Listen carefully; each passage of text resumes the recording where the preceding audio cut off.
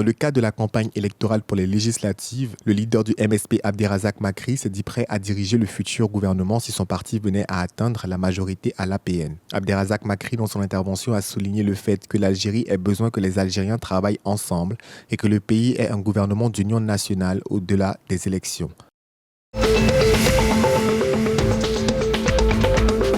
Le mardi 7 mai 2024, le ministre égyptien de la Défense et de la Production militaire, le général Mohamed Zaki, a discuté de l'évolution de la crise actuelle à Gaza avec le général Michael Kourella, commandant du commandement central des États-Unis, actuellement en visite en Égypte. Plusieurs sujets ont été abordés lors d'une réunion d'intérêt mutuel sur les développements régionaux et internationaux, notamment la crise actuelle à Gaza. Il a également souligné l'importance de coordonner les efforts de toutes les forces actives de la communauté internationale pour parvenir au calme, à un cessez-le-feu et intensifier l'acheminement de l'aide via le poste frontière de Rafah afin d'atténuer la crise humanitaire extrêmement difficile à laquelle sont confrontés les habitants de Gaza.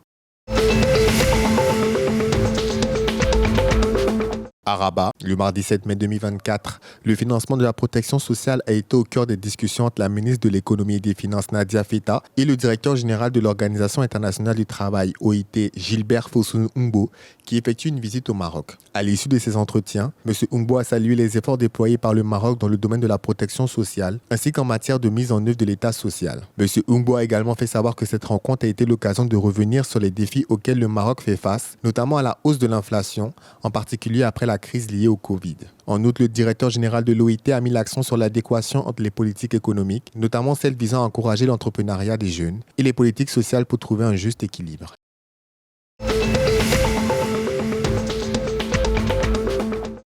L'association d'amitié libyo-marocaine a déclaré qu'environ 20 000 Marocains vivant sur le territoire libyen risquent d'être arrêtés et expulsés après que le gouvernement d'unité nationale en Libye ait pris une décision concernant la régulation de l'entrée et du séjour des étrangers, incluant une amende de 500 dinars pour chaque mois de dépassement de la validité du visa ou du permis de séjour. 90% des Marocains résidant en Libye ne disposent pas de permis de séjour car le renouvellement leur nécessite d'abord l'obtention d'un visa qui lui-même nécessite la carte d'identité nationale.